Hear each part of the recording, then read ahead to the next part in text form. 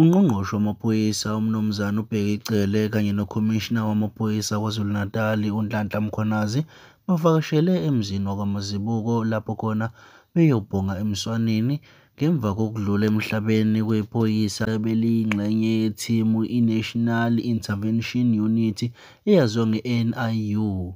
Kanti uWarrant Officer Sithembiso Mazibuko udlule emhlabeni izolo eNtuzuma ngemva kokuba ebesesigamekweni sokududulana nenhlamvu kanye nezigilamkhuba eziyizigebengu ebezingabasolwa ebezine zasala endaweni yesigameko, naye waseyashona khona lapho, kwase kuthi omunye obehamba naye wasephuthunyiswa esibhedlela. So ngokuthola kwenu umbiko walokho okwenzekile, mhlawumbe ufike kanjani la ekhaya ngithola ucingo?